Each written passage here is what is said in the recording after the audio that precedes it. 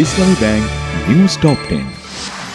জেলা প্রশাসকদের সততা ও নিষ্ঠার সঙ্গে দায়িত্ব পালনের নির্দেশ প্রধানমন্ত্রী তারেক রহমানের। 4 দিনব্যাপী ডিসি সম্মেলনের উদ্বোধন।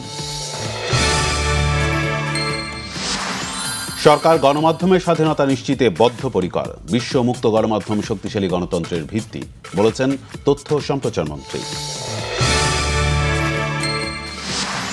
সিলেটের দক্ষিণ সুরমায় ট্রাক পিকআপের মুখোমুখি সংঘর্ষে 8 জন নিহত, সবাই নির্মাণ শ্রমিক, জানিয়েছে পুলিশ।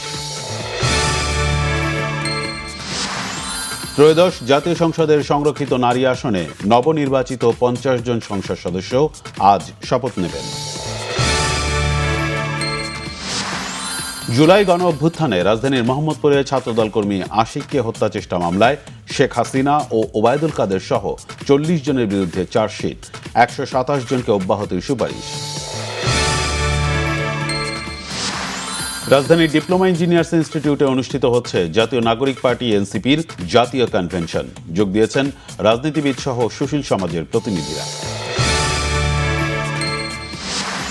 টানা ভারী বৃষ্টি ও পাহাড়ি ঢলের ফলে সুনামগঞ্জের হাওর অঞ্চলে জলাবদ্ধতা, পানির নিচে 15,000 হেক্টরের বেশি জমির ধান, দিশেহারা চাষিরা। যুক্তরাষ্ট্রে হত্যার শিকার বাংলাদেশি শিক্ষার্থী লিমনের মরদেহ দেশের পথে, নাহিদার লাশ পাঠানোর প্রক্রিয়া চলছে। স্থায়ী শান্তি প্রতিষ্ঠার উদ্দেশ্যে ইরানের দেয়া 14 দফা প্রস্তাব পর্যালোচনার আশ্বাস দিয়েছেন মার্কিন প্রেসিডেন্ট ডোনাল্ড ট্রাম্প। স্প্যানিশ লা লিগায় ওসাসুনার বিপক্ষে কষ্টের জয়ে শিরোপার দ্বার প্রান্তে পৌঁছে গেছে বার্সেলোনা। 2-1 গোলে জিতেছে কাতালানরা।